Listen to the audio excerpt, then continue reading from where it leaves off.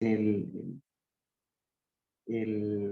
la información que nosotros podemos recopilar para en el evento en que podamos ayudar a otros compañeros en un proceso de ARL, de acompañamiento. Es muy importante que nosotros tengamos las herramientas, que tengamos las leyes, que sepamos estos casos, las sentencias, y que podamos pues consultar esta información para poder brindar información a los compañeros. La plataforma me ha parecido muy asequible, muy fácil, me ha parecido muy chévere y de verdad pues fue motivado para continuar. Muchas gracias.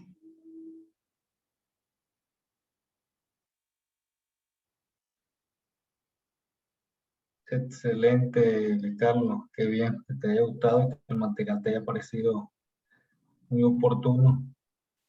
Que otro compañero se anima a dar su punto de vista.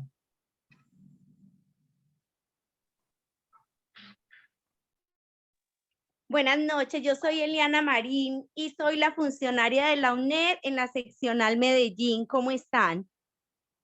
Excelente, Eliana. Cuéntanos, ¿cómo te ha parecido el curso, el material, la plataforma? Excelente, me ha parecido la información muy completa y, o sea, yo soy más bien nueva en el tema, porque como tal no soy directiva sindical, sino la funcionaria, pero me gusta mucho el tema y me ha parecido maravilloso. He aprendido demasiado en estos 3 módulos porque ya empecé con el tercer módulo y me ha parecido muy interesante los aportes, todo como muy ceñido a las sentencias, a las leyes, y estoy contenta. Qué bien, nos alegra que te haya gustado todo este material y que veas la importancia de la información. No sé qué otro compañero nos podría compartir su experiencia de lo que lleva del desarrollo del curso. Bueno, yo quiero aportar, intervenir, no pasar desapercibido en esta oportunidad que se nos da por medio de la UNED. Primero que todo, pues saludarlos, un cordial saludo para Liana de Medellín. La verdad, hace tiempo no nos vemos, estuve en varias oportunidades en Medellín, en la seccional de allá de Medellín, subdirectiva de Medellín, y pues pertenezco, y valga la cuña, ¿no?, al grupo político que lleva por nombre del padre de Eliana. Bueno, yo... Saludos. Lo mismo, Liana, gusto en saludarla. Para todos les reitero mi aprecio, para todos, y mi cordial saludo. Yo trabajo con el Banco Popular acá en Acacias Meta hace 35 años. Y pues la verdad, el curso me ha parecido estupendo porque pues aparte de que son temas que son muy relevantes para nuestra actividad sindical y para nuestra propia vida, yo con ellos pues refresco algunos conocimientos que ya tenía adquiridos, pero que lógico que si no se ponen en práctica pues uno los va olvidando o de pronto a veces le cuesta algo ponerlos en práctica, ¿no? Sin embargo, les reitero, me ha parecido excelente el curso. Ya hice el módulo 1, 2, hice mis aportes en el ¿cómo es que se llama? Bueno, en el foro, sí, se me fue la paloma. Ya inicié, inclusive anoche inicié con el módulo 3, estaba viendo las sentencias, sí, lo que pasa es que como yo pues le reitero, ¿no? Esto es de estar uno constantemente, la carrera de Derecho es una carrera donde, sobre todo en la parte laboral, con todos los cambios que se han dado y que se vienen y que se van a dar, y pues reitero, a raíz de la pandemia ya se dieron unos cambios que hay que introducirlos en la nueva legislación laboral. También es cambiante, ¿no? Hay muchas cuestiones que uno tiene que estar constantemente actualizándose. Esa es una carrera, como por decir algo, también la contaduría, ¿no? Donde pues con toda esta reforma, la laboral, la pensional, la reforma tributaria, son cambios que se dan y que tiene uno que ir a la par también para así mismo salir avante ante cualquier pregunta o cualquier inquietud para resolverle a un compañero o para sí mismo, ¿no? Entonces, es un tema interesantísimo. Siempre quise avanzar algo en esto de lo que es la estabilidad laboral.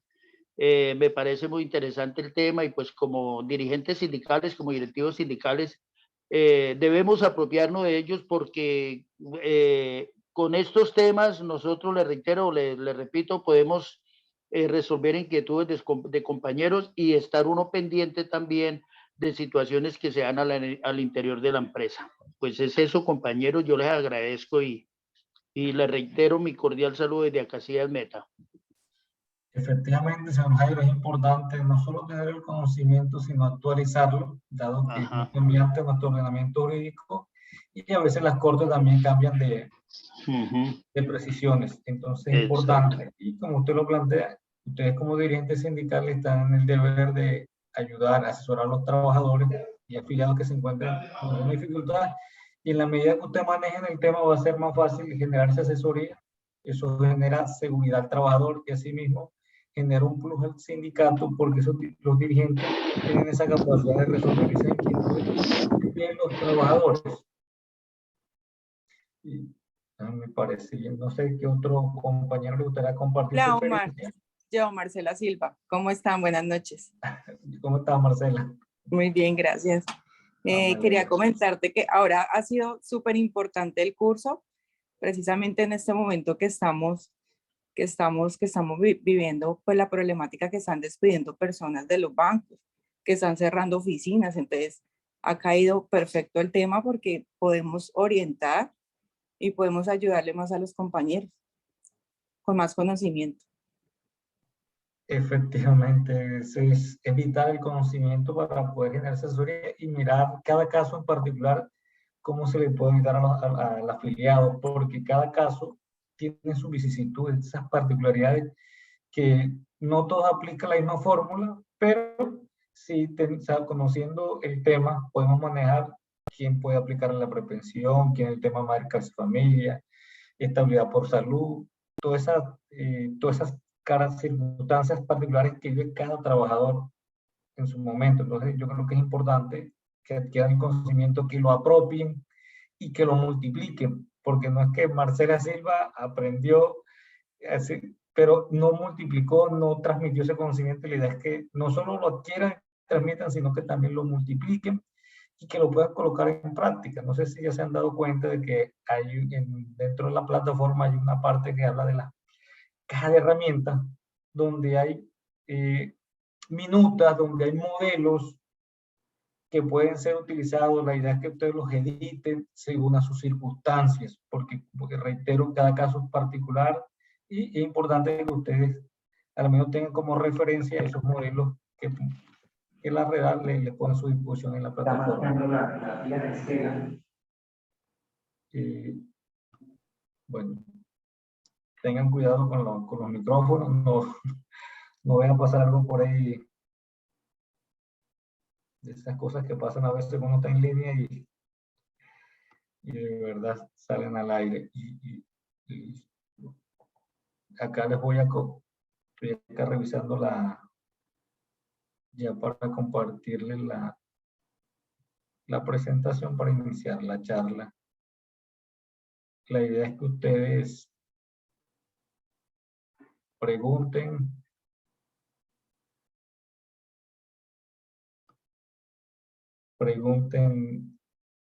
cualquier duda, en el desarrollo del tema. No están autorizados a preguntar, a interrumpir. Entonces no hay inconveniente conmigo de que ustedes interrumpan en cualquier momento con una pregunta. Porfa, me confirman si ustedes están viendo la presentación. Sí, señor. Sí, la ven. Sí, señor, se ve. Señor, el de los cielos. Listo. Bueno, acá me ubico al principio. Bueno, Nuevamente me presento, ya el día de la inducción lo había hecho, nuevamente me presento, soy Omar Traslaviña, soy abogado laboralista, soy dirigente sindical de un sindicato de industria del sector minero energético denominado Sinterminergética. Soy especialista en Derecho Laboral y Relaciones Industriales de la Universidad Externado, asimismo especialista de la Universidad Castilla-La Mancha en resolución de conflictos, negociación y mediación. Y fui el creador del contenido de este curso. Ya vengo siendo tutor en la red en varias oportunidades. Y en esta oportunidad estamos aquí con ustedes para charlar sobre la estabilidad laboral reforzada en Colombia. Y vamos a tocar la regulación, vicisitudes y controversias que generan esta. Hoy vamos a hablar de ese principio de estabilidad laboral reforzada, de los tipos de estabilidad que existen en nuestro ordenamiento jurídico, y asimismo vamos a tocar la estabilidad laboral reforzada en tema de salud, que es la estabilidad laboral reforzada de mayor incidencia, por decirlo, por la afectación que tienen los trabajadores, y que es la más conocida por estos mismos. En ese sentido,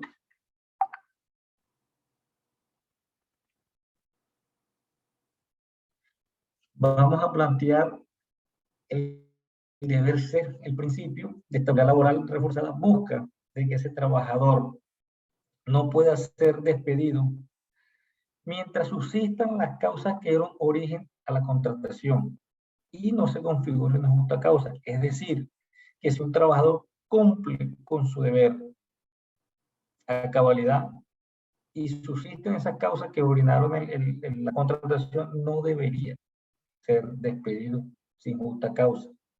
Eso plantea el principio de estabilidad laboral.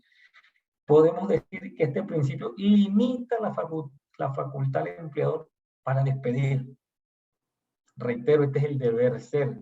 Lastimosamente, en nuestro ordenamiento jurídico, este principio está fragmentado, ha sido bastante vulnerado por la misma legislación que se ha desarrollado a través de la implementación de normas neoliberales que han generado flexibilización laboral. Ya que venimos hablando de esa flexibilización laboral, es lo contrario, es lo opuesto al principio de estabilidad laboral. Esta ha generado y ha permitido que se crea una serie de tipos y modalidades de contratación y de tercerización laboral que generan inestabilidad laboral, generan precariedad y todas esas condiciones indignas en que muchos trabajadores deben laborar.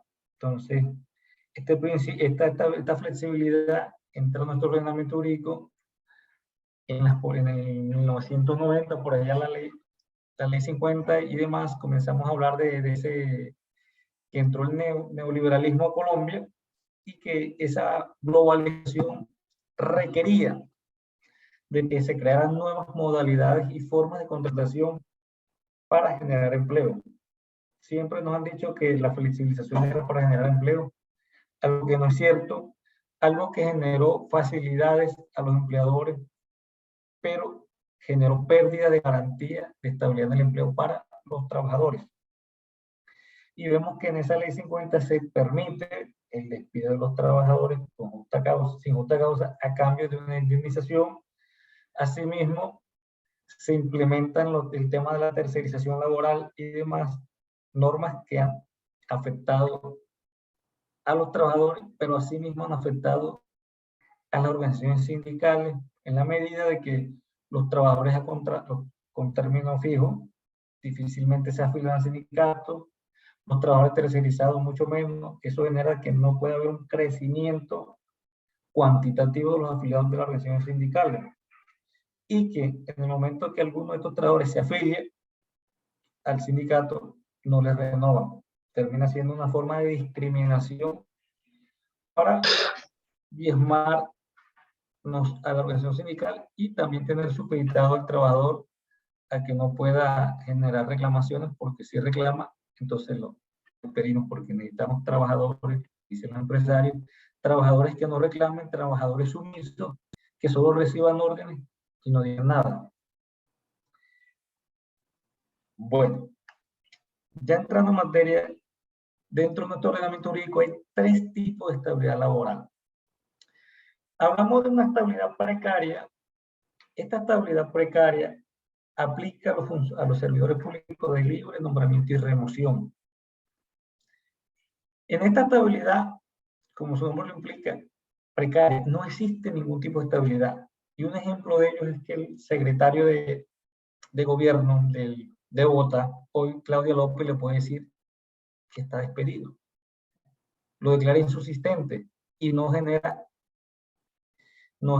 un pago de indemnización. No tiene que haber previsto nada. De ipso facto, se va a despedir el trabajador. No genera ningún tipo de estabilidad. Y aplica, reitero, a los cargos de libre nombramiento y remoción. Un secretario de gobierno, el secretario del despacho de salud, etcétera. Todos esos tipos de cargos no generan estabilidad. Tienen una estabilidad precaria. O sea, no existe en estos cargos. La estabilidad relativa o impropia. Este tipo de estabilidad fue la que se implementó en la Ley 50. Es la regla general en Colombia. Es decir, que todos los contratos de trabajo tienen inmersa esa cláusula de forma implícita y que el empleador puede despedir a un trabajador sin justa causa a cambio de una indemnización, la cual en la ley 189 del 2002 fue disminuida, esa tabla indemnizatoria, y genera de que el empleador, a comodidad y a su facilidad, pueda despedir con mayor facilidad a los trabajadores en la circunstancia que a él le convenga.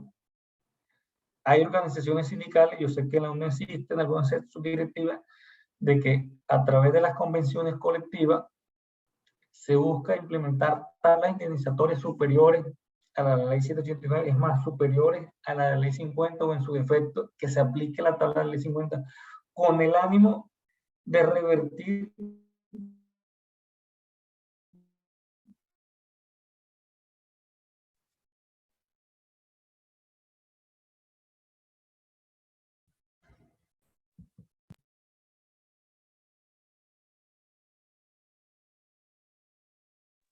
No se escucha, Omar, se quedó congelada la imagen y no tiene sonido.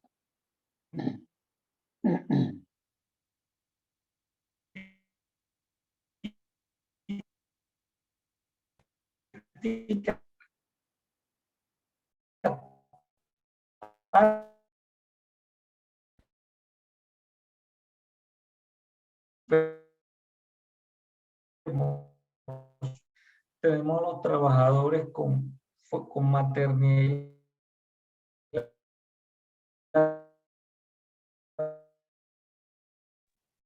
Qué pena, yo estoy escuchando como congelado, no se escucha muy claro el audio, como entrecortado. Sí, exacto, se quedó congelada la imagen y entrecortada el audio, entrecortado el audio. Omar, el internet le está fallando.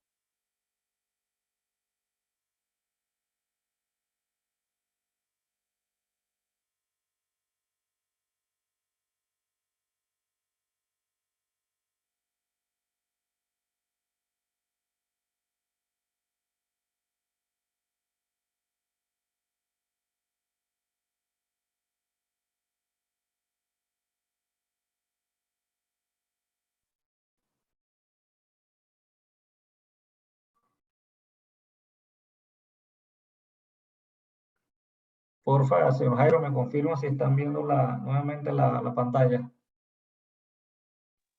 Sí. Sí, ya estamos viendo y se escucha Listo, ahí bien. les pido cosas por ese problema técnico con el internet.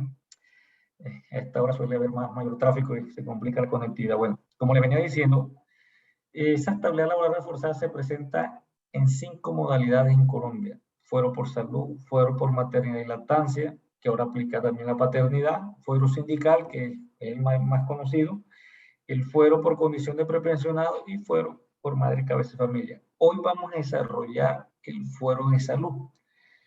En ese orden de idea, No sé si tienen inquietudes, si van a plantear algún caso referente al tema. Mientras lo vamos desarrollando, como les había dicho anteriormente, pueden preguntar en cualquier momento, levantan la mano o hablan por el micrófono para poder escucharlos. Bueno, ese foro de salud lo definimos como la protección que tienen los trabajadores, que por esa condición de salud les impide o les dificulta realizar su labor de forma regular o normal. Es decir, que esa afectación de salud no le permite cumplir su rol o sus funciones a cabalidad como lo venía haciendo o desempeñando en condiciones normales.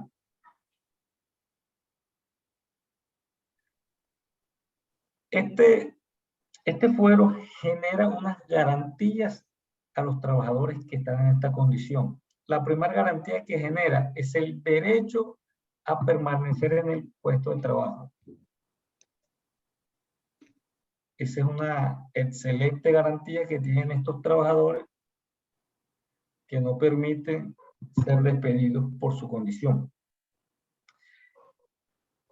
Asimismo, genera otra garantía, a permanecer en su puesto de trabajo hasta que se configure una causal objetiva. O causa. Omar, qué pena, pero esto es importantísimo porque ha pasado casos, ¿no? Y se les está recomendando mucho a los compañeros que cuando tengan una situación de salud hay que notificarla, reportarla al banco, porque han pasado casos que despiden a las personas enfermas y luego dicen que es que no sabían. Entonces, por eso se les está recomendando mucho a los compañeros ese punto. Excelente acotación, Marcela. Ese no iba a ser, es una de las recomendaciones que yo siempre hago en este tipo de charlas o clases, porque es importante de que el empleador conozca y más adelante se van a dar cuenta cuál es la importancia, porque lastimosamente hay trabajadores que por estar enfermos son despedidos y cuando van del juez de tutela les niegan el derecho. Ya se van a dar cuenta por qué. Entonces es importantísimo lo que acotas y qué bien de que ya estén dando ese tipo de asesoría a los afiliados para que puedan salvaguardar su puesto de trabajo. Bueno, esa tercera garantía es a permanecer en el puesto de trabajo mientras no se configure esa justa causa o causal objetiva. Perdone, Omar, qué pena. En ese tercer punto, bueno, los dos primeros los tengo claro. Ese tercer punto dice a permanecer en él hasta que se configure una causal objetiva que amerite la desvinculación laboral. ¿Qué tipo de causales objetivas se pueden dar ahí? Bueno, si se dan cuenta, ese causal objetiva tiene un asterisco, porque la causal objetiva exacto. son la terminación del contrato por el término pactado. Esa es una causal objetiva. Ya, listo. Pero ahí la Corte, cuando habla de esas causales objetivas, es más amplio y abre a las justas causas de despido que están establecidas en los reglamentos internos de trabajo, en las convenciones colectivas, en el código sustantivo. En el código, en los mismos contratos, todas esas normas que son prohibiciones y que pueden generar un despido. Ojo, a permanecer en el puesto de trabajo hasta que se configure una, pero si se configura una, tiene el trabajador el derecho a que la autoridad laboral, es decir, el Ministerio del Trabajo, autorice su desvinculación, su despido, previa verificación de la justa causa o de la causal que la empresa le está imputando al trabajador, a fin de que este despido sea considerado eficaz. Esta condición está establecida en el artículo 26 de la ley Kropotocki, que dice de que siempre para despedir a un trabajador con afectación en su salud, el empleador debe solicitarle al ministerio este permiso. De lo contrario, se debe declarar ineficaz. ¿Qué traduce esto? Ineficaz es que nunca surtió un efecto jurídico, es decir, que nunca fue despedido. Pero ya esa ineficacia la tendrá que decretar o un juez de tutela mediante cuando un proceso de tutela o un juez laboral en un proceso ordinario. Claudia Marisa Castillo, cuéntame, Claudita. Omar, bueno, qué pena que no me ha presentado. Mi nombre es Claudia Castillo y soy de la UNEP seccional Manizales. Tengo una pregunta en cuanto a esto, ¿cierto? Tú dices pues que obviamente mientras no se genere una causa objetiva, que son las causales justas de terminación de contrato que decías tú, están dentro, inmersas, perdón, dentro del Código Sustantivo de Trabajo y el reglamento interno de cada entidad, ¿cierto? Si por X o Y motivo, por ejemplo, una persona con Correcto. inestabilidad laboral reforzada por su condición de salud llegase a tener una justa causa, obviamente se le debe seguir un debido proceso en este caso, y si en el caso de las entidades bancarias, y para el banco dice no, digamos que no son justificadas las acciones que usted cometió y vamos a proceder con la desvinculación y la terminación de contrato. ¿Qué pasa con ese trabajador entre tanto el banco vaya al juez laboral, el juez ya verifique y autorice sí o no, digamos, el levantamiento del fuero por salud? O sea, ¿qué pasa con ese empleado durante ese proceso? Bueno, excelente pregunta, Claudia. Y no iría, lo normal es que vayan al Ministerio del Trabajo solitario. Es más, en el artículo 26 de la ley 361 del 97 establece de que ese permiso lo debe dar el inspector del trabajo. ¿Qué pasaría? Lo normal sería que mientras se genera ese proceso administrativo, el trabajador debería seguir realizando sus funciones, porque en estos casos el despido se da con efecto suspensivo, es decir, el empleador genera un proceso disciplinario y según su entender, esa falta es una causal para despedirlo, lo despide con efecto suspensivo hasta tanto el inspector del trabajo autorice ese despido. Hay que tener en cuenta, Claudia, de que el trabajador y la organización sindical van a tener la oportunidad de defender a ese afiliado en el Ministerio del Trabajo. Porque cuando una vez la empresa le notifique al trabajador, va a notificar al ministerio. El ministerio nuevamente notifica al trabajador de que hay un proceso administrativo de levantamiento de ese fuero de salud, y en ese orden de idea el trabajador tendrá esa nueva oportunidad de defenderse ante el inspector. El inspector, ¿qué va a revisar? De que el despido se está generando es por la causal que está imputando el empleador. Solo revise eso, o sea, que se cumplió el debido proceso y que esa causal es la que va a generar el despido.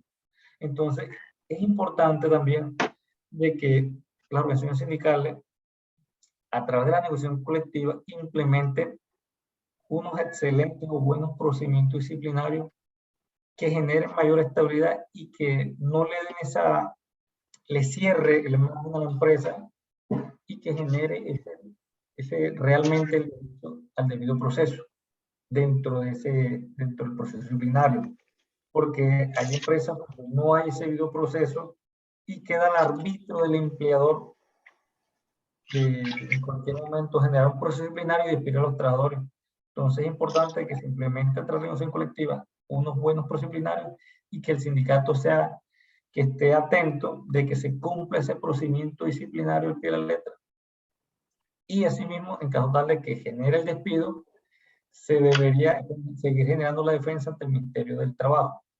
Hay una situación, Claudia, que está pasando, no sé si está pasando en el sector financiero, está pasando en un sector de la economía como el sector energético.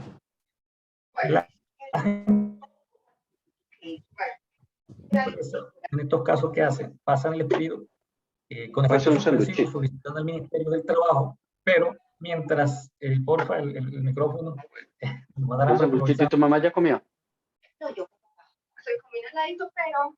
Entonces, ¿qué pasa, Claudia? De que envían al trabajador... Ángela está abajo. El artículo 140. Qué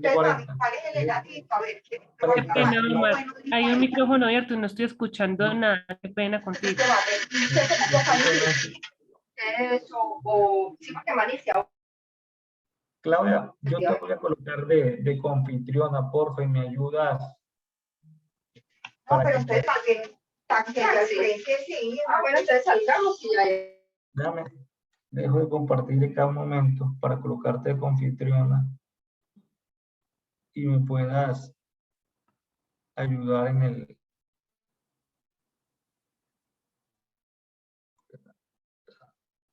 Para que me ayudes, para que no, mientras estoy compartiendo pantalla se me complica mirar el tema de la...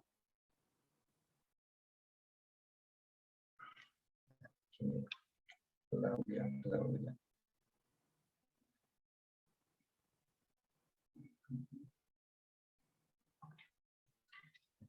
Les pido escuchen un momento. Voy a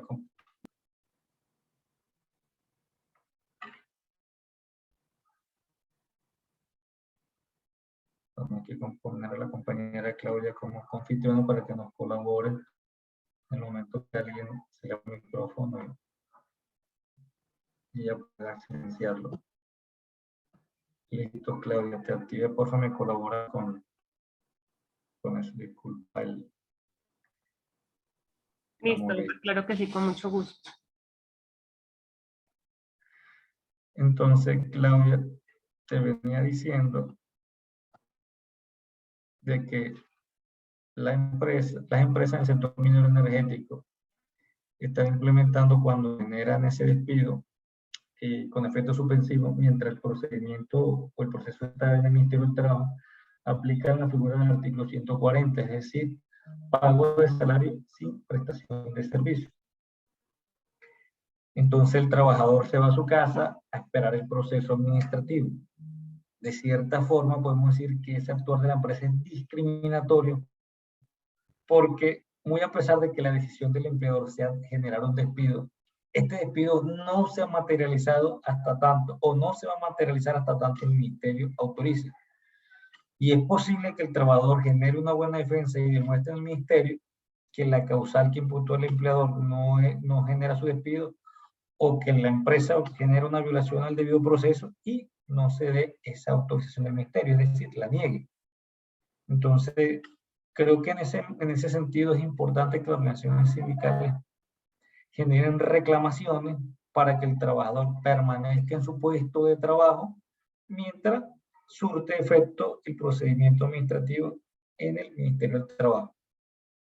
No sé si con eso queda resuelta tu inquietud, Claudia. Sí, Omar, gracias. Ahí lo que tenía esa duda, porque sí, o sea, me quedaba la duda si de pronto llegaran a hacer eso, lo que tú comentabas de las compañías energéticas, que entonces los envían a la casa como un acto discriminatorio, mientras tanto el juez resuelve la situación del compañero, ¿cierto? Porque pasa muchas veces que como que, o sucede, por ejemplo, que si la persona está enferma y de pronto la entidad o la empresa es conocedora de la estabilidad laboral reforzada de esa persona, hacen eso, o sea, como que los van discriminando con la finalidad, primero, que la persona como que se sienta peor de la condición que ella tiene, ¿cierto? O segundo, que la persona llegue a un punto que se aburra tantísimo de pronto de que le quitan funciones o lo hace sentir mal, incómodo o inútil, que la persona termine de pronto renunciando al contrato laboral, porque pues obviamente es peor revictimizar a la persona. Entonces sí me quedaba como esa duda. Mi Dios te pague, Omar. Listo, efectivamente, esa actitud de la Omar, empresa. qué pena. Disculpa, Eliana. Sí, no, termina tu aclaración, qué pena, yo espero enseguida para hacerte una preguntita.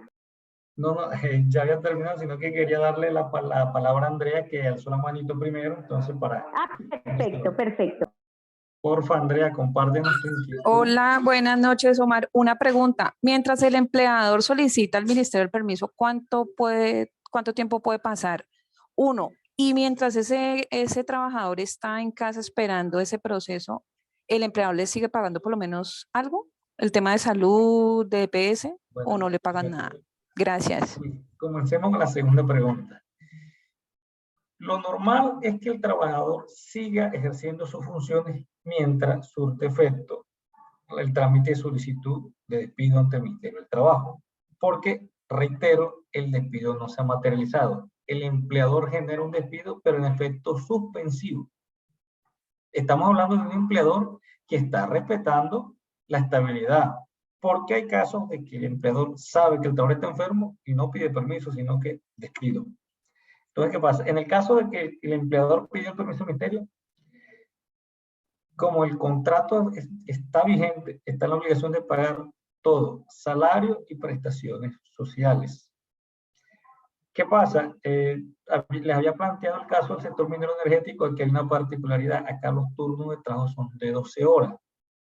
Es decir, 7 días a la semana y tiene unos descansos de 3 o de 4 según la rotación.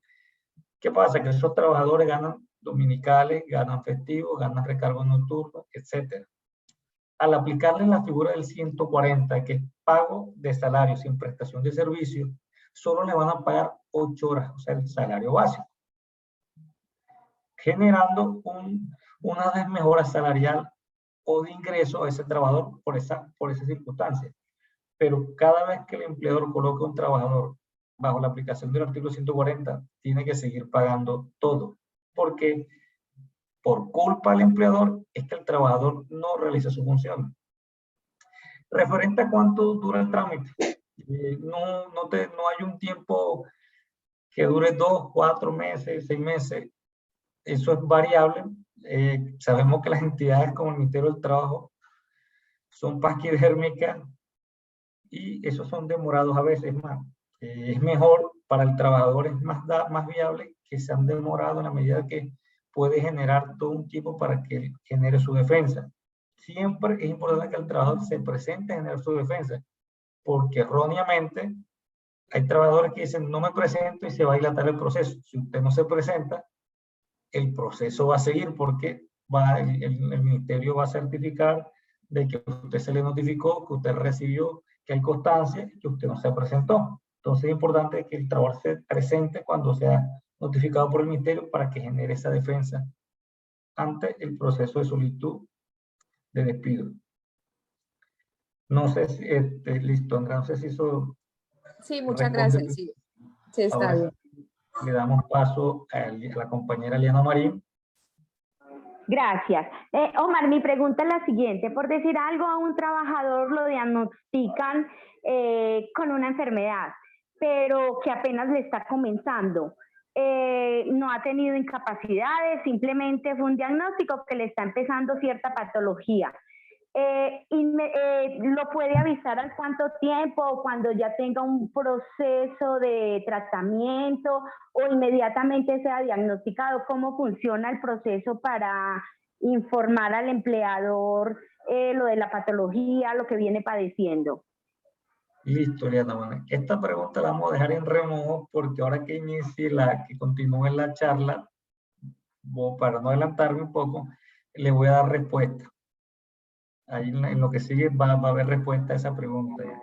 Bueno, muchas gracias. Entonces, continuamos. Bueno, aquí hay que tener algo importantísimo. Es que la estabilidad laboral reforzada por salud hay que verla de dos perspectivas, hay dos ópticas. Y esas ópticas son bastante disímiles y distintas. Está la perspectiva de la Corte Constitucional, que es la que se plantea mediante la acción de tutela. Ese proceso expedito que el trabajador defiende ese derecho fundamental a la estabilidad, al mínimo vital, a la seguridad social, a una vida digna, etc. La acción de tutela, la Corte Constitucional ha planteado unos criterios más garantistas, por decirlo, que devienen de la misma interpretación de la Constitución. En cambio, Corte Suprema de Justicia aplica este criterio en los procesos ordinarios laborales. Son procesos más tediosos, más largos, y que la posición de la Corte Suprema de Justicia no es tan garantista para el trabajador. Entonces hay que tener presente esas dos, o hacer ese paralelo de estas dos perspectivas que tienen las altas cortes referente al derecho a la estabilidad laboral reforzada por salud. En ese orden de ideas ustedes escuchan en los medios que dicen, no, es que hay un choque de trenes. Y hacen referencia a ese choque de trenes, es que no coinciden las cortes en los criterios que se le deben aplicar a los trabajadores que están en esta condición. Mientras la Corte Constitucional, reitero, es una aplicación más garantista, manifiesta que la estabilidad laboral reforzada se le debe aplicar cuando un trabajador esté en una condición de debilidad manifiesta por el contrario, debilidad manifiesta, que podemos decir está incapacitado, está en tratamiento médico, está en proceso de calificación del PCL, tiene una enfermedad catastrófica, etc. Está reubicado, tiene restricciones médicas. Cualquiera de esas condiciones antes mencionadas para la Corte Constitucional es una condición de debilidad manifiesta, que no permite que el trabajador desempeñe normalmente sus funciones como lo venía haciendo cuando estaba al 100% de salud. Por el contrario, la Corte Suprema de Justicia, en una interpretación más restrictiva de la estabilidad laboral reforzada por salud, manifiesta que solo aplica a los trabajadores que tienen una condición de discapacidad relevante. Esto traduce a que los trabajadores les va a aplicar a los trabajadores esta estabilidad cuando tengan una pérdida de capacidad laboral igual o superior al 15% e inferior a 50%. Estas perspectivas, entonces vamos a comenzar a hacer ese análisis de esas dos posiciones. ¿Por qué la Corte Constitucional es más garantista en la aplicación de la estabilidad laboral reforzada por salud? Porque ella hace un análisis interpretativo de varios artículos de la Constitución Política. Nos manifiesta de que debe haber una igualdad real y efectiva para estos trabajadores. Sabemos que en la práctica hay una discriminación, no solo en el ámbito laboral, sino en el ámbito social, a las personas que tienen dificultades de salud, a las personas minusválidas, a las personas con invalidez, tienen una dificultad. ¿Qué busca?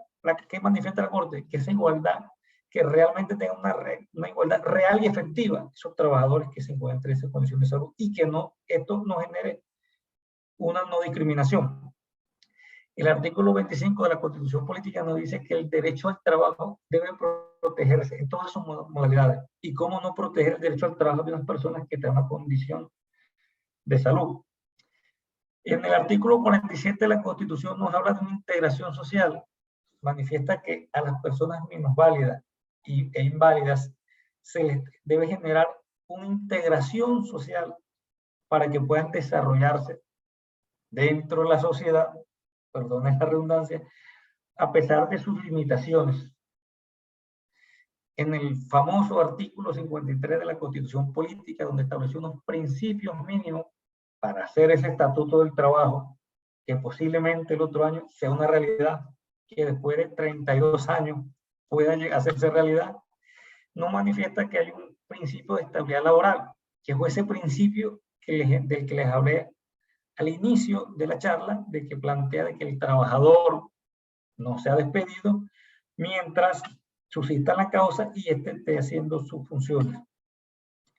Y por último, hace un análisis del artículo 41, primero, 48 y 95 de la Constitución, que hablan de ese principio de solidaridad social que debe tener el Estado, pero asimismo los particulares y más los empleadores para con sus trabajadores que tengan condición de debilidad manifiesta por su condición de salud.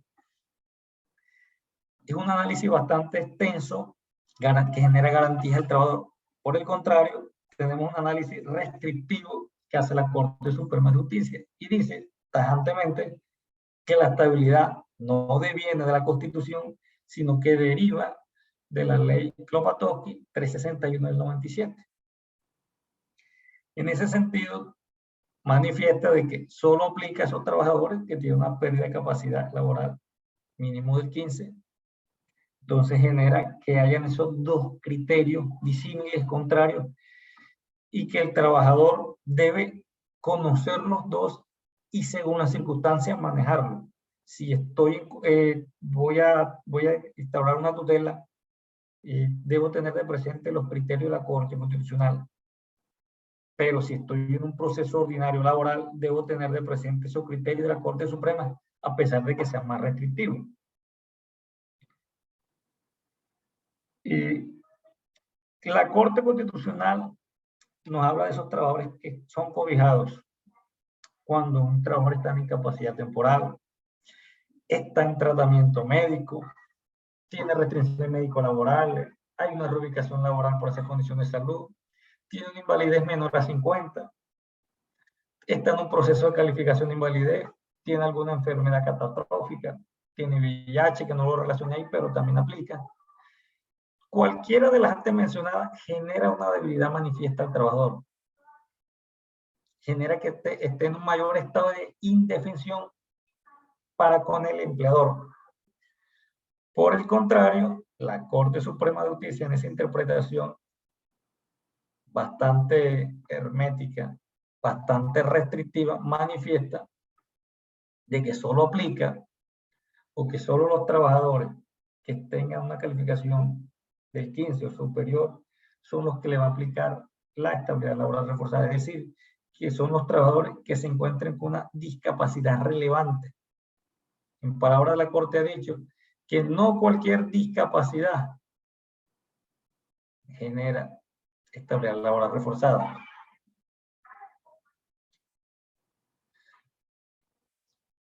Para que proceda la estabilidad laboral reforzada, deben haber 3 criterios o 3 elementos que son incluyentes, es decir, tienen que darse los 3 a la vez. El primero es que exista una afectación de salud que genera esa disminución y que impida que el trabajador no pueda ejercer su función normalmente. Es decir, que no cualquier enfermedad podría afectar su buen desempeño. Que el empleador lo conozca es un requisito indispensable, sine qua non. Sí o sí, el trabajador debe notificar, el empleador debe saber. Y que ese despido se genere sin la autorización del ministerio. Cuando convergen estos 3 criterios y un trabajador tutela, debe ser restablecido su puesto de trabajo a través de porque le van a dar la estabilidad laboral reforzada. Eso ha dicho la Corte Constitucional. En cambio, la Corte Suprema dice, solo aplica a los que tienen en grado severo y profundo, es decir, un PCL, pérdida de capacidad laboral del 15 o superior. El tema del conocimiento es una condición que coincide en las Cortes de que efectivamente el empleador debe conocer esa condición de salud. Y por último, también coinciden de que la terminación laboral se debe dar por esa limitación y debe ser sin previa autorización del ministerio para que genere la estabilidad laboral reforzada. Referente a la solicitud del permiso, vemos que sí es bastante disímil esas 2 posiciones, porque la Corte Constitucional dice que siempre, bajo cualquier circunstancia, siempre el empleador debe solicitarle permiso al Ministerio del Trabajo para poder despedir a un trabajador que tenga afectaciones en su salud. Por el contrario, la Corte Suprema de Justicia manifiesta de que solo se debe solicitar cuando se alega justa causa. Esa es la regla general de la Corte Suprema de Justicia, solo solicitarlo cuando se alegue justa causa. Hay una excepción a ese planteamiento de la Corte Suprema de Justicia, y es que cuando se habla del numeral 15 del artículo 62 del Código Sustantivo del Trabajo, este numeral nos habla de esos trabajadores que llevan 180 días o más de incapacidad corrida, y que esa afectación de salud lo hace incompatible para desarrollar su labor dentro de la empresa. En esos casos, esta causal decía que eso daba para terminar un contrato de trabajo. En la sentencia C200 del 2019, la Corte Constitucional hizo un análisis de este artículo y permitió que siga siendo una justa causa, pero bajo la siguiente interpretación. Para despedir un trabajador que tiene 180 o más días de incapacidad, el empleador debe solicitarle permiso al Ministerio del Trabajo.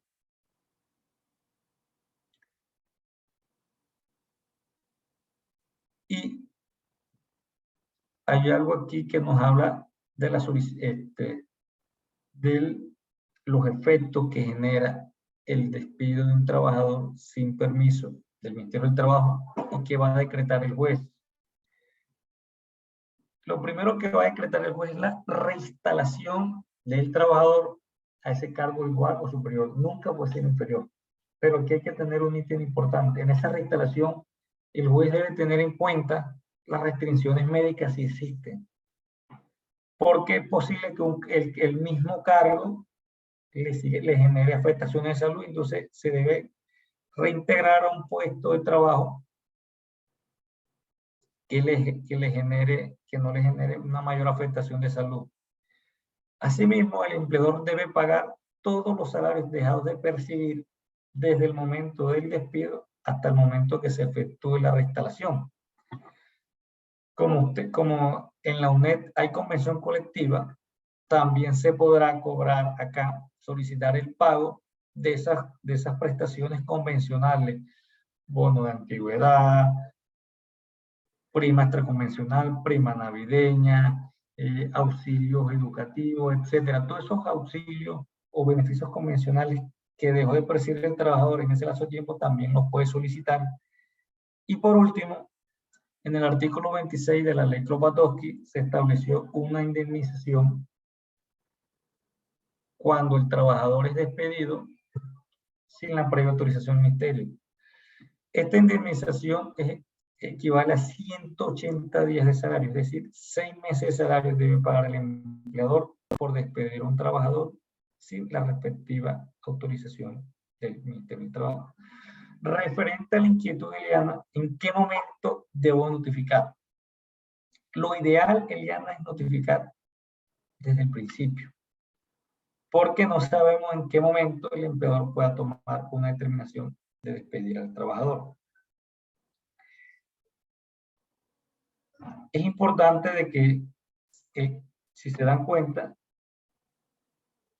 acá nos manifiesta que siempre el empleador debe conocer esta condición, tanto en la Corte Suprema como en el criterio constitucional. Entonces, yo recomiendo hacer esa notificación desde el primer momento.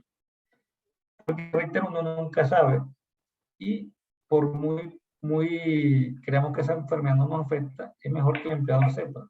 Créeme que cuando se notifica, muchas veces el empleador se predispone y más bien trata de no molestar a ese empleador, a ese trabajador. Suele pasar, en otras veces, al contrario, genera mayor persecución y discriminación. Entonces, hay que tener muy presente esta diferencia.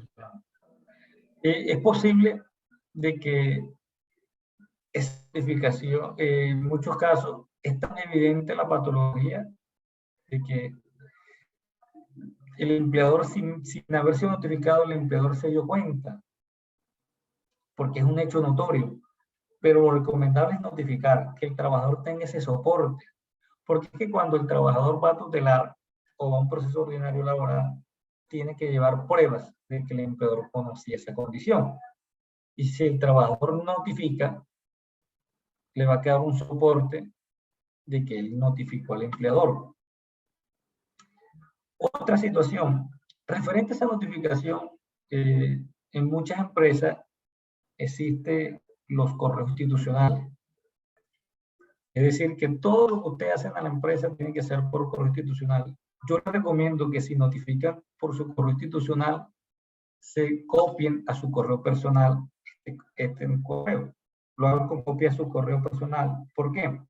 En el momento que un trabajador es desvinculado, esa cuenta personal de correo electrónico generada en la empresa se elimina. Y posiblemente no hay forma de que se recupere esa información. Entonces, el caso, el trabajador está enfermo, notificó vía correo electrónico institucional y el empleador lo despide posterior a la notificación. Seguramente, como eliminan esa cuenta de correo, no tendrá soporte para demostrar de que notificó oportunamente el empleador, porque esa notificación debe ser previa o antes del despido. Compañera Andrea. Cuéntenos. Una pregunta. En caso de que la empresa, bueno, acá en el banco se utiliza que te mandan al médico laboral a un examen anual, ¿ese reporte también se debe hacer paralelo a ese médico? Bueno, ¿Y se debe hacer por medio de historia clínica o no se recomienda mandar la historia clínica al área de recursos humanos? Bueno, excelente pregunta. Tu pregunta tiene dos ítems interesantes. La empresa los está mandando. Si la empresa te está mandando a ese profesional de la salud ese profesional de la salud le va a enviar un reporte a la empresa. O sea que hay un soporte que, un ejemplo, en esa revisión médica se te sale un diagnóstico de columna, por ejemplo. Él va a notificar al empleador, es más, posiblemente le genere algunas recomendaciones para que no se te siga afectando tu salud. Entonces, dentro de las empresas debe haber una historia clínica laboral. Para corroborar eso que yo te estoy diciendo, tú podrías solicitarle, posterior a algún trabajador que le hicieron alguna afectación de salud, solicítele copia al empleador de su historia médico-laboral. Ahí deben estar todas las atenciones médicas que usted ha recibido por cuenta del empleador y deben haber todo ese reporte. Con esa historia clínica se demuestra también que el empleador conocía de que usted estaba enfermo. Y cuando se envía una notificación al empleador de una condición de salud, lo recomendable es no mandar la historia clínica. Porque la historia clínica es un documento privado, un documento íntimo, que no debería conocerlo el empleador, y si lo hace porque tú lo autorizas o tú lo permites o tú lo compartes. ¿Qué debe acompañarse cuando uno notifica eso? Un examen diagnóstico. Por ejemplo, si te hiciste una resonancia magnética y salió el tema de columna, o el RX, o en una electromiografía te salió lo del manguito y lo del túnel carpiano, adjunta ese soporte médico, ese diagnóstico con la notificación. Podrías también adjuntar el tema de la calificación del PCL, muy a pesar de que la empresa, las juntas calificadoras, o en su defecto la ARL o EPS también notifican al empleador. Pero entre mayor soporte tenga el trabajador de que el empleador conoce esa condición, es lo mejor, Andrea. Ok, muchas gracias. No sé si alguien tiene otra inquietud, quieren aportar de momento algo al tema.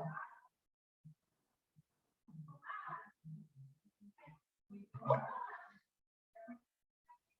A mí me gusta que participen, que pregunten. Bueno, muy a pesar de que la Corte Suprema ha venido teniendo una interpretación restrictiva o restringida de la estabilidad laboral realizada por salud,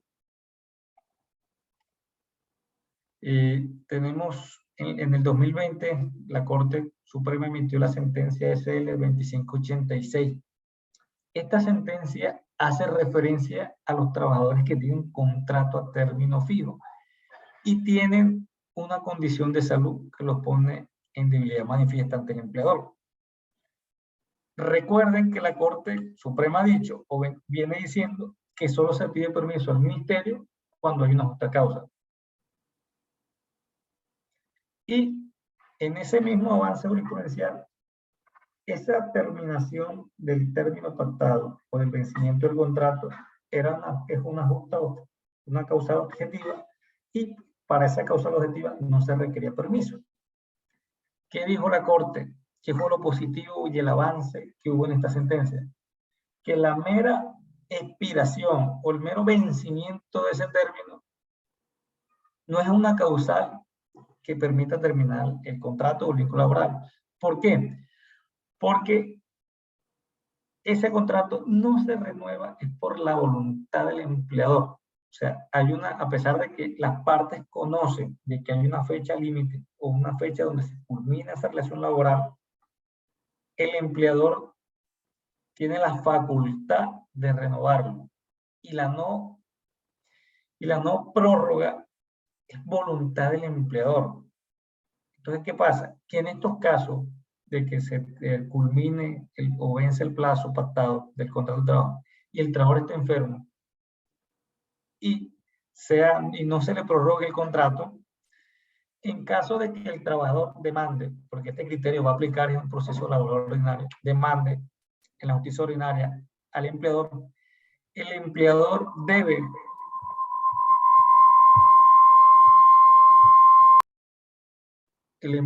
debe demostrar en el proceso laboral de que ese puesto de trabajo desapareció, de que las causas y la materia que originó la contratación de ese trabajador desaparecieron.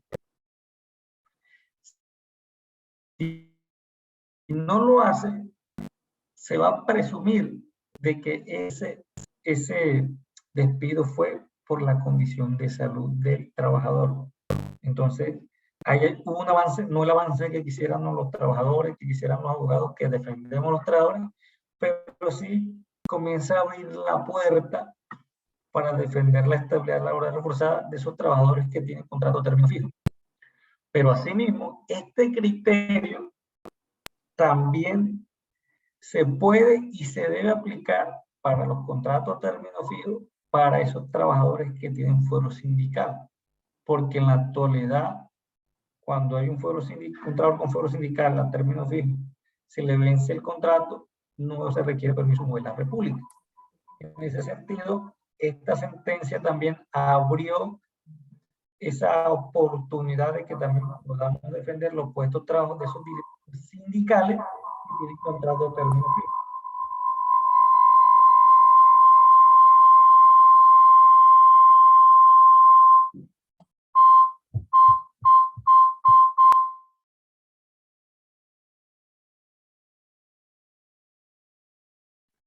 Listo.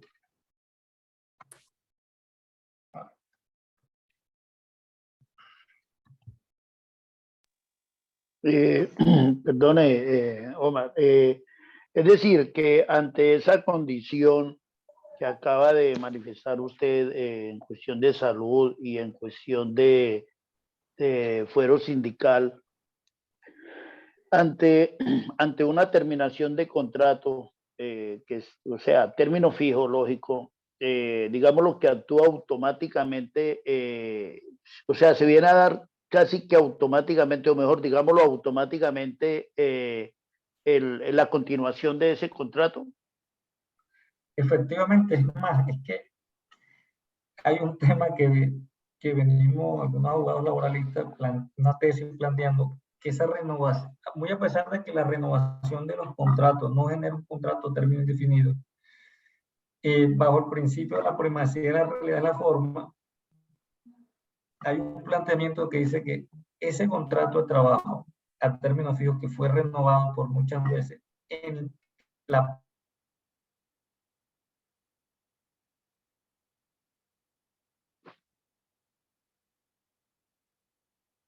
No, se quedó congelado, Omar.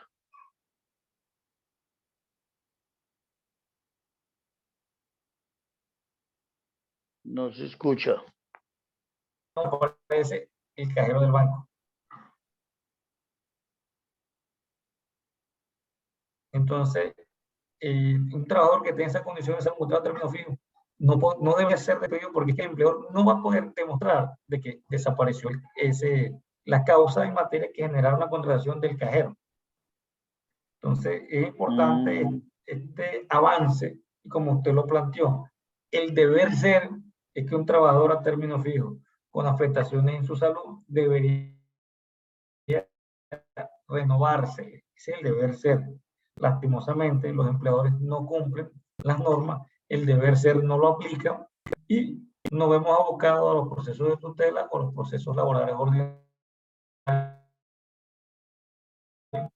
para restablecer, diciendo en el foro de forma reiterada, de distintas formas, de que es importante de que a través de la negociación colectiva los sindicatos puedan materializar y dentro de ese proceso de colectiva implementar cláusulas que generen estabilidad laboral forzada. Y no hay una fórmula única, hay muchas cláusulas que generan estabilidad. Por ejemplo, el debido proceso bien implementado genera estabilidad.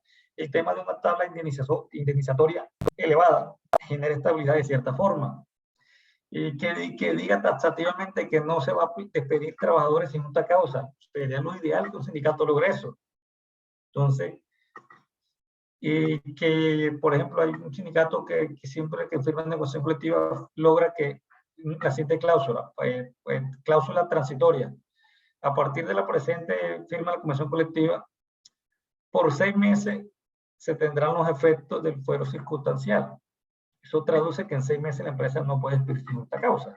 Entonces, ese tipo de cláusulas generan estabilidad y mayor certeza a los trabajadores. Entonces, sé que es complejo en la actualidad conseguir este tipo de cláusulas, pero a través de la unión, de la correlación de fuerzas, los trabajadores pueden lograr este tipo de cláusulas.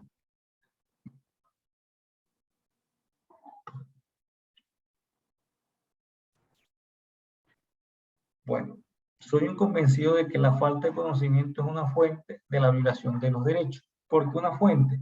Porque si desconocemos nuestros derechos, no hay forma ni siquiera los vamos a reclamar. Entonces, en la medida que ustedes conozcan los derechos, multipliquen ese conocimiento a los trabajadores, va a ser más fácil la reclamación de los derechos y se va a ver de mejor forma el actuar de la organización sindical. Entonces, por eso es importante que ustedes sean multiplicadores de este conocimiento. Hace poco, la Corte Constitucional emitió 2 sentencias. La última, la SU 348 del 2022. Esta sentencia todavía no está subida, no está en la página de la Corte. Solo hay un comunicado de la Corte donde referencia a varias sentencias y hace un pequeño análisis de la sentencia esta, y la SU 087 del 2022. Ambas sentencias son sentencias, fueron acciones de tutela contra decisiones de la Sala de Convención Laboral de la Corte Suprema de Justicia. Y en la sentencia SU 087 del 2022, la Corte hace un análisis y una recopilación de todo lo que la Corte Constitucional, de todo lo que ha manifestado sobre la estabilidad laboral reforzada, y acota lo siguiente: ¿cuáles son los presupuestos y cómo el trabajador puede acreditar esa condición de estabilidad? En ese sentido, dice que cuando existe una incapacidad médica por varios días vigente al momento de la terminación laboral, es una forma de mostrar que tiene estabilidad laboral forzada. Que tuvo un diagnóstico, una enfermedad y consecuentemente un tratamiento médico. Que en el examen médico se advierta de retiro, se advierta una enfermedad al momento del despido. Es decir, que el empleador en ese caso debería retraer el despido y no generarlo. Y algo importante que me llamó la atención, no la pude tener en la presentación porque hasta ayer fue que la pude conseguir. Hay una situación particular. Es que dice que cuando el empleador, cuando el trabajador en el periodo de un año no tiene incapacidades,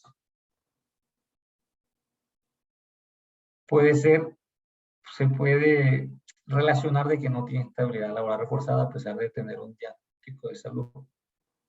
Entonces, dale, Wilson. Hola, buenas noches. ¿Me escuchan bien? Fuerte y claro, Wilson. Ok, gracias. Qué pena. Sí, Como señor. venía en camino a la oficina, entonces estaba por el celular. Tengo entre duda y aclaración.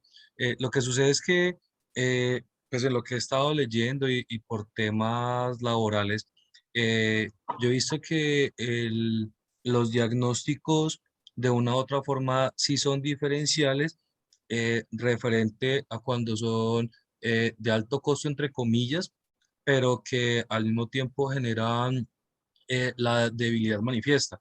¿A qué me refiero? Por ejemplo, la debilidad manifiesta no va a ser evidente en una persona que es VIH positivo, porque cuando una persona VIH positivo tiene un tratamiento antirretroviral que le permite disminuir su carga viral y al mismo tiempo cumple con la función médica específica, esa persona va a tener una calidad de vida en óptimas condiciones y por lo tanto su registro de VIH no le va a generar un problema de salud, lo puede afectar cualquier otra cosa, lo cual no sucedería con una persona que, por ejemplo, tenga un cáncer o una persona que tenga un diagnóstico médico que se vuelve crónico al desempeñar su actividad laboral. Entonces, yo por trabajo de grado hice una línea jurisprudencial basado justamente en eso, en la estabilidad laboral reforzada en personas con VIH. Entonces, en esos casos, ¿qué sugiere usted cuando una persona ya cuenta con el diagnóstico y eso automáticamente lo blinda constitucionalmente con ese fuero por la salud, pero que al mismo tiempo necesita como protegerse ya no solamente por estar en una condición laboral favorable?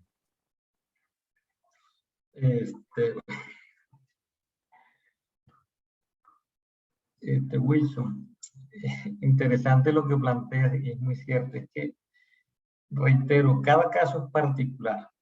Por eso la sentencia y son referentes de que la Corte en casos similares debería tomar la misma decisión.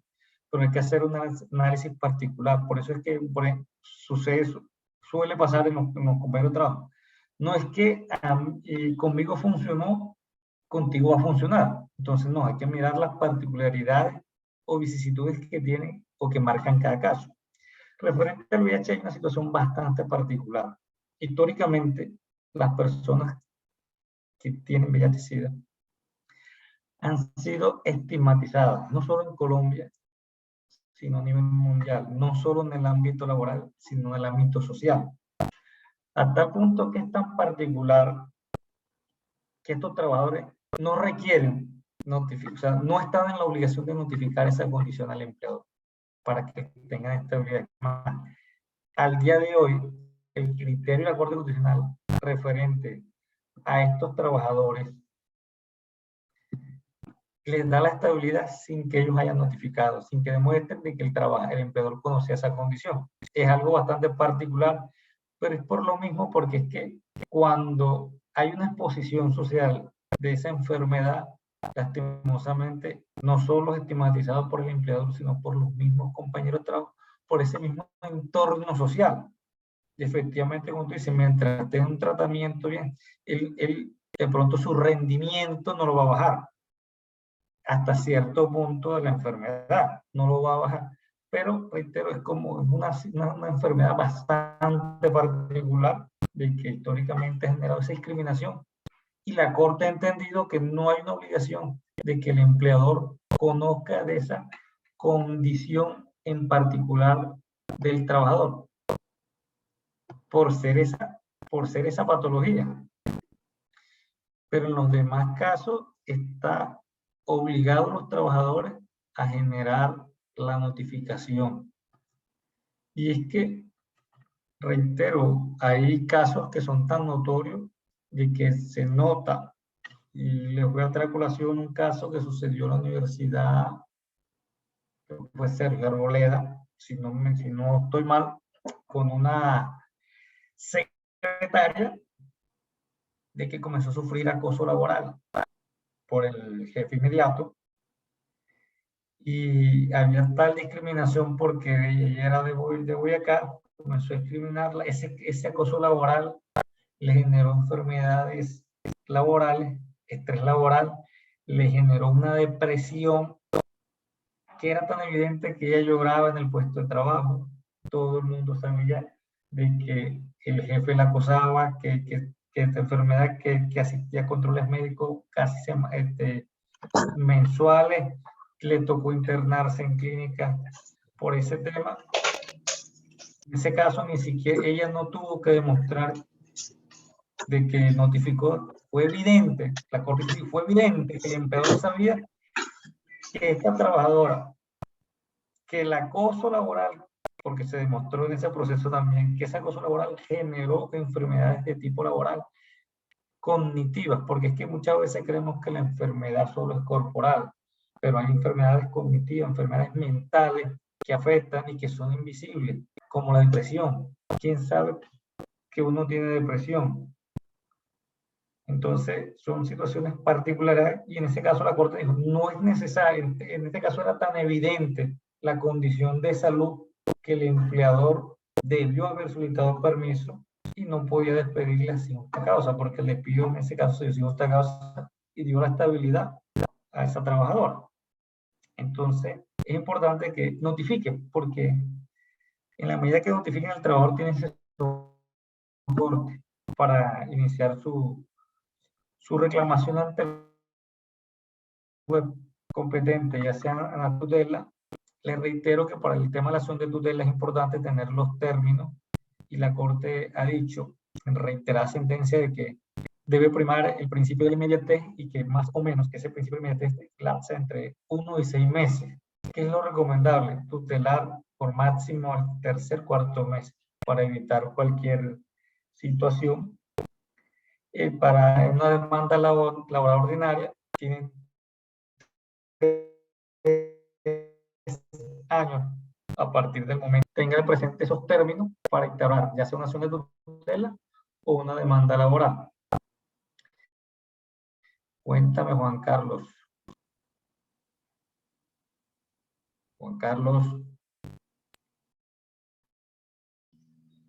Buenas noches. Carlos, bueno, buenas noches, ¿me escuchan? Dale, Juan Carlos.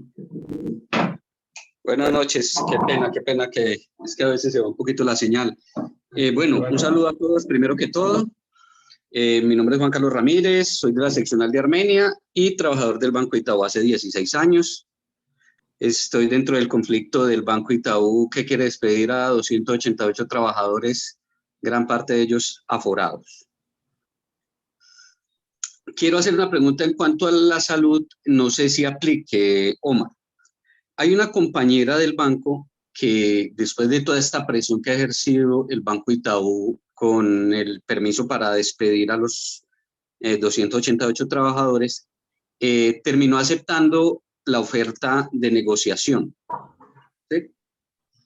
Entonces, o sea, que el banco en ese momento les está ofreciendo, fuera de la indemnización convencional, les ofrece un 20 o 25% por encima, que es una oferta tentadora, y algunos han optado por recibir esa oferta y retirarse pues a hacer otras actividades ya en su vida. Pero ella me hizo una consulta precisamente ayer, y no sé si quepa para lo de la estabilidad por salud.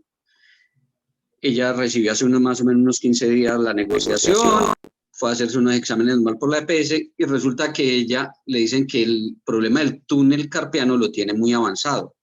Ella me dice que si ya después de haber sido por mutuo acuerdo que ella se fue, tiene derecho a hacer algo o ya le toca como una enfermedad de tipo común por la EPS. Bueno,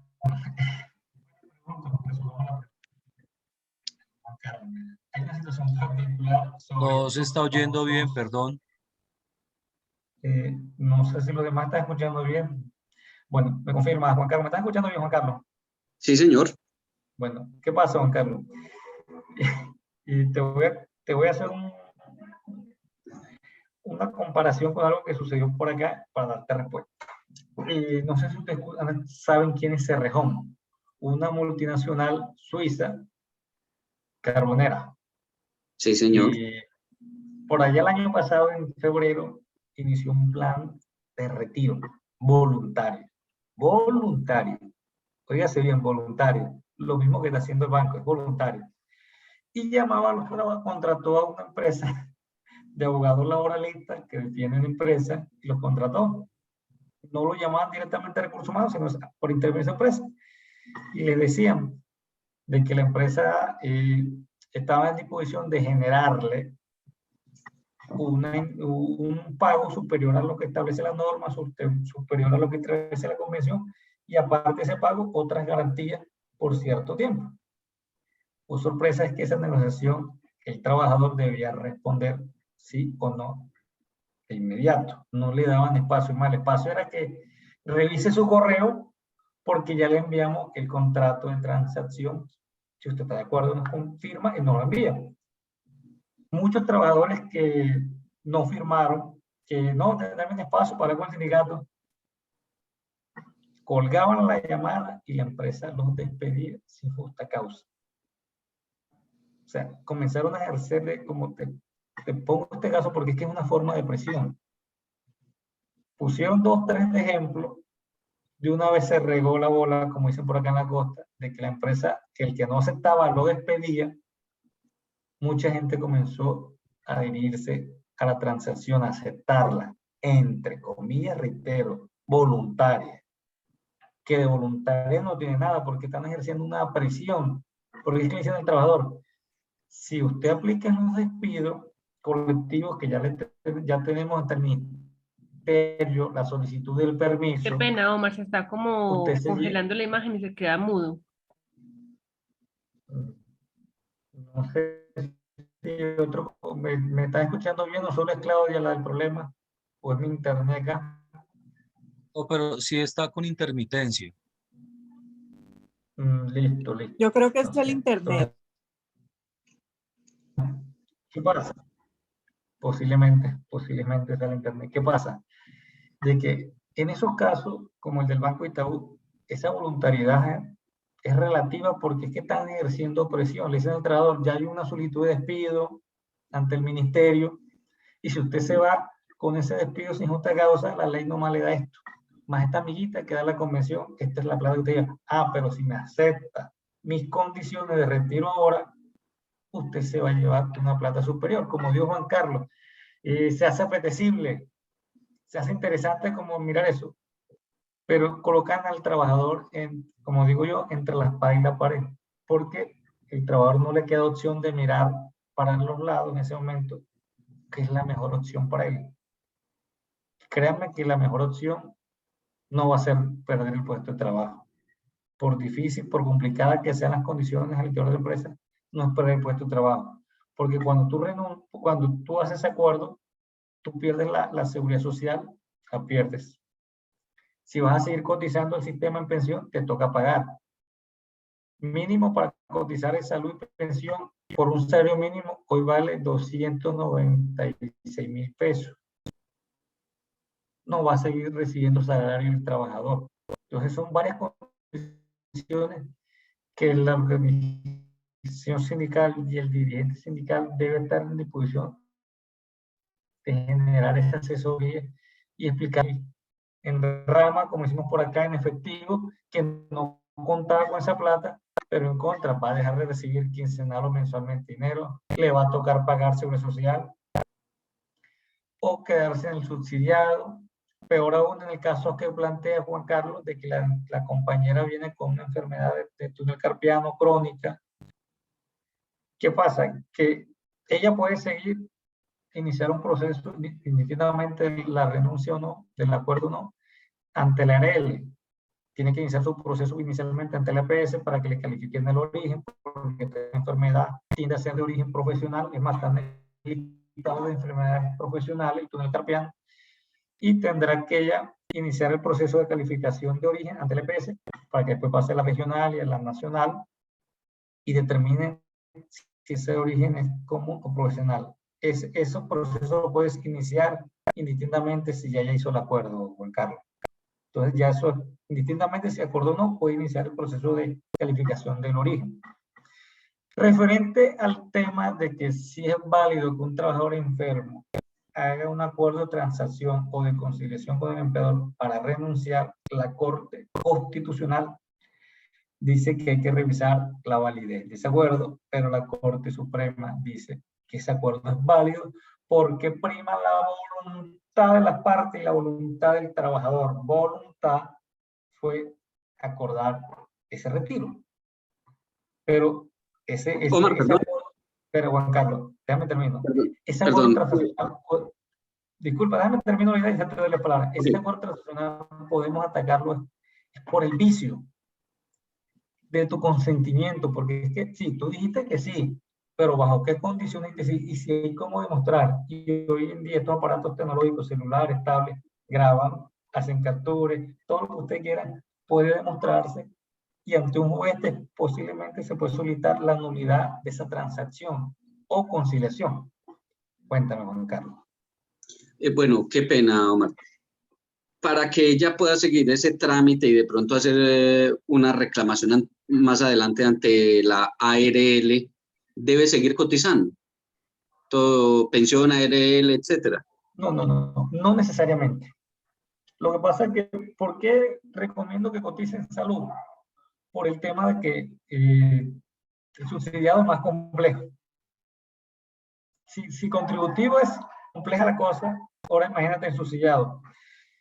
¿Qué es lo importante? Que ella siga en el tratamiento médico, en los controles médicos, porque para generar un proceso de calificación, ya sea de origen de la patología o de pérdida de capacidad laboral, hay que tener un historial clínico que lo soporte.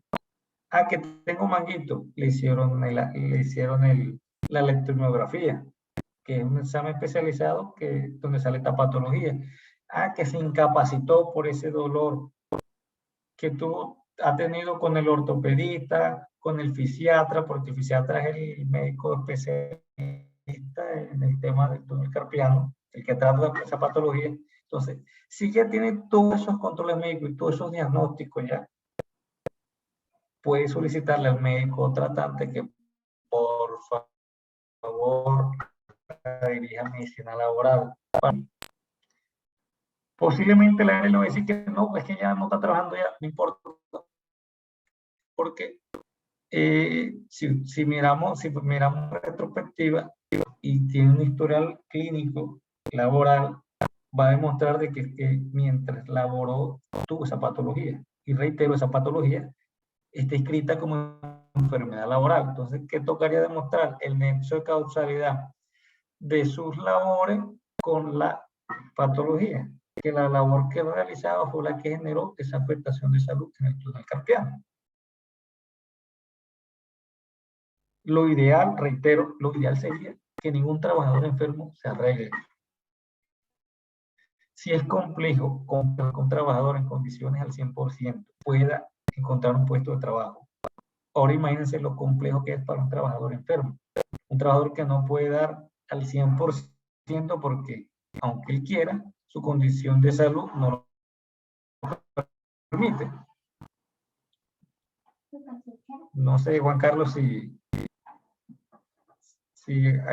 escuchaste completa la intervención. Yo quiero hacerle una preguntita a Omar con respecto a la pregunta que le hacía el compañero Juan Carlos Ramírez de Armenia. ¿Qué tiempo prudencial hay para que la compañera, ya estando fuera de la entidad bancaria, inicie ese proceso de médico o de solicitud a la ARL o a la EPS a la que esté afiliada? Bueno, ese proceso, como dije, va a iniciar en la EPS. Entonces, ¿cuál es el término prudente? El término prudente es que si ella tiene ya todo ese soporte médico, porque lo ideal sería que ella ya viniera con un récord histórico médico referente a esa patología. Exacto, sí. ¿Por qué les digo esto? Porque es que más adelante, digamos que la calificaron origen laboral, va a venir un tema de algo que llaman la fecha de estructuración. Y si la fecha de estructuración es posterior, va a tener su incidencia, entonces, o anterior. Entonces, todo eso es importante de que el trabajador, cuando tenga la enfermedad, la notifique al empleador, cuando tenga la enfermedad, genere las incapacidades cuando amerite, que pida, si es ya recurrente, la asistencia médica, el tratamiento no está funcionando, que lo remitan al, digamos, en este caso, al fisiatra, y que pedirle al fisiatra que por favor genere una cita con medicina laboral para que le califiquen el origen. Entonces, si ella tiene todo, digamos, ese historial, ese expediente, desde ya puede solicitar, hacer un escrito a la EPS, si no la han enviado, solicitar que por favor necesita que le califiquen el origen de esa patología. Pero es fundamental el tema médico, ese historial médico que se debe de tener. Sí, Omar, yo lo entiendo eso. Pero es hasta qué tiempo tiene ella para presentar, por ejemplo, si ya tiene los antecedentes, tiene la documentación, ¿Hasta qué tiempo puede ella solicitar toda esta cuestión? En cualquier momento, porque es que estamos hablando pasados pueden ser, por ejemplo, un año, año y medio. Sí, por ejemplo, aunque lógico que esto es una cuestión digámoslo, como de urgencia, ¿no? Porque ya está en una situación que está contemplado que se viene dando, ¿no? Pero y lógico que ella por cuestiones de X o Y situación no lo pueda presentar en 5 o 6 meses o 3 meses, sino por al cabo de un año. Es válido, o sea, mi pregunta es, ¿qué tiempo tiene para ella presentar eso? Mira, los derechos de seguridad social, de la seguridad social, son imprescriptibles. En cualquier momento se pueden accionar, en cualquier momento se pueden requerir, pero el pero está es que, como estamos hablando de una calificación de origen, entre menores sea el tiempo sería mejor. Sí, claro, pero, sí, lógico. Y si ella viene con el historial, pero en cualquier momento, como es un tema de seguridad social, se puede hacer las reclamaciones pertinentes. Listo, sí, es que eso era lo que quería aclarar. Le agradezco, Omar, su respuesta. Listo. No sé, me gustaría escucharlo, inquietudes, dudas.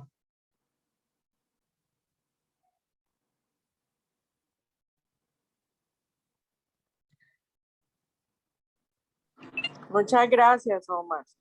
Todo muy claro.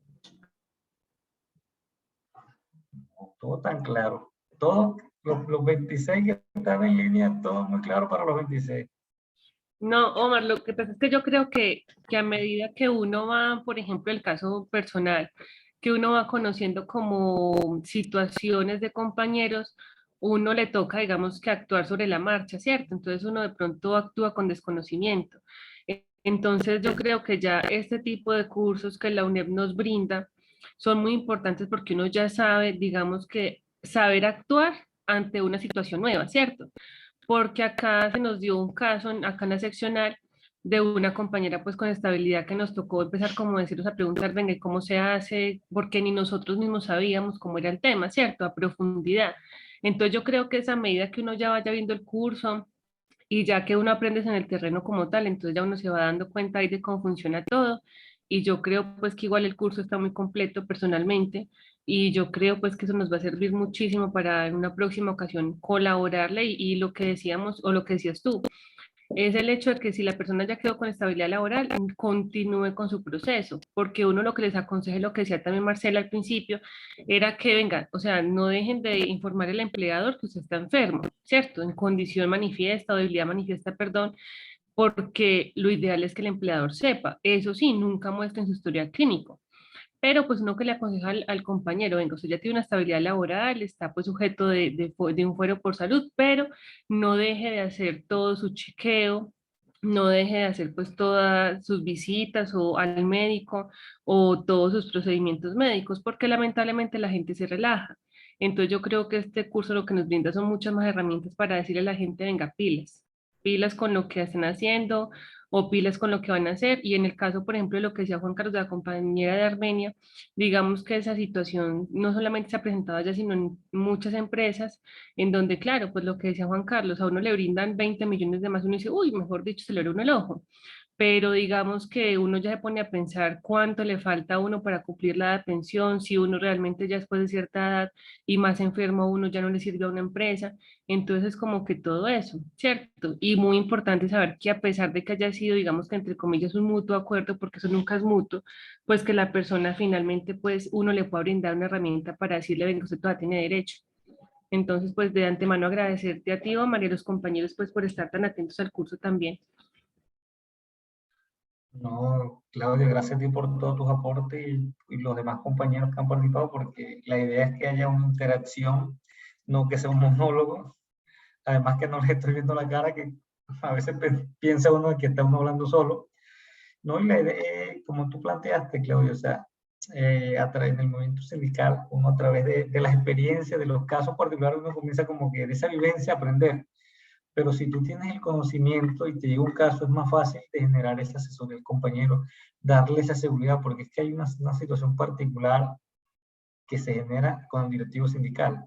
El trabajador cuando pide una asesoría, lo que le diga el directivo, el trabajador se va con esa certeza, o cree que se fue bien asesorado, o que eso es o que eso es la palabra de Dios, porque es que me asesoró el dirigente sindical. Los trabajadores de base tienen la percepción de que el directivo sindical está a otro nivel, está allá arriba, y que se presume de que saben más que ellos. Entonces yo sí creo que deben aprovechar estos espacios de formación que ha abierto la UNED a través de la Redal.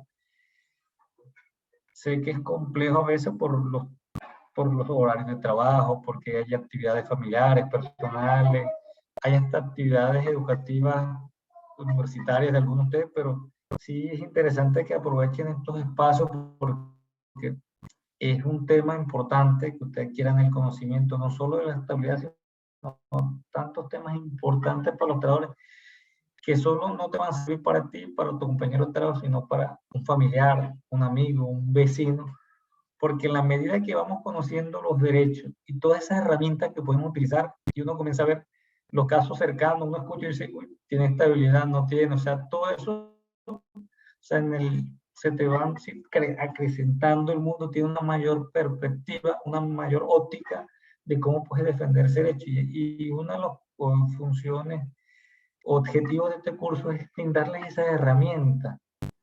No solo que tú digas, no es que la estabilidad es esto, que la recites de memoria, no buscamos que se recite una sentencia de memoria, ni que digan un concepto de foro de salud por memoria, sino que generen ese conocimiento y sobre todo las herramientas de cómo notificar al empleador, un escrito normalito, cómo se notifica. Importante lo que tú dices, no entregar casi por nada el tema de la historia clínica, porque es un documento privado que el empleador no debería de conocerlo, porque eso es tuyo como persona.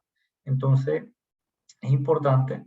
Cositas que a veces creemos que pasan y creemos que son normales, pero que cuando vamos conociendo nos damos cuenta que no son normales, que son abusos del empleador, abusos de las entidades de seguridad social.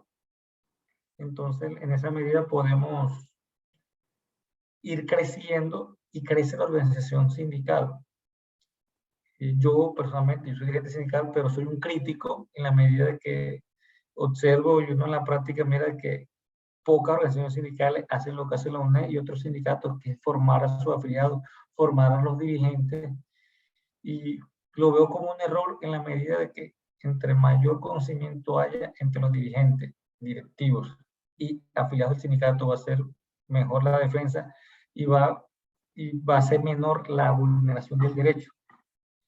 Y eso va a generar de que tenga un mejor plan, un mejor accionar el sindicato. Sé de las dificultades de que ser dirigente, sé del señalamiento, de la estigmatización, porque la he sufrido, pero yo creo que esto debe más bien no ser un aliciente para seguir adelante, es que vamos en el camino correcto, de que si el empleador nos señala, nos estigmatiza, es porque estamos haciendo las cosas bien, porque lamentablemente cuando ustedes están al 100%, no hay problema, pero cuando comienzan a enfermarse, si es que ya se hace una carga, ya no produce, y lamentablemente hasta los mismos compañeros de trabajo señalan a esa persona que ha perdido esa capacidad laboral, esa capacidad de producir al 100%, y no es porque él quiera, sino porque su estado de salud, su condición de salud, lo limita a cumplir el rol a cabalidad. Y si lo intenta seguir haciendo al 100%, créeme que su salud se va a afectar. Y creemos que la salud no tiene precio. Y yo sí creo que, teniendo como referencia el caso que nos planteó el compañero Carlos, sé que en el sector financiero últimamente están habiendo despidos, están habiendo este tipo de presiones indebidas. Coloquemos de referencia, no como algo malo, sino como mirar cuáles son los pros y los contras de que una persona enferma acepte un retiro voluntario, porque muy bien lo contó Claudia, difícilmente va a encontrar un puesto de trabajo. Mire cuánto tiempo va a durar para pensionarse, cuántas semanas le faltan. O sea, hay que mirar todo, hacer ese análisis del caso, porque las cuentas alegres son para 30, 40 millones, 20 millones sobre lo de la ley, sobre la convención, chévere, la gente hace ilusión y la cuenta alegre. Pero cuando miramos las circunstancias en que se va a ir y cómo se va y cómo va a quedar, creo que esa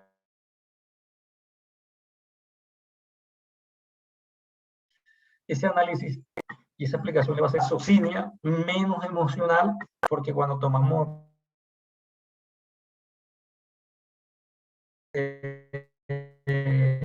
decisiones, porque no tomamos una decisión objetiva, sino una decisión emocional, y siempre tendemos a sacar cuentas alegres, y cuando ya tomamos una decisión errónea, muchas veces no hay vuelta de hoja.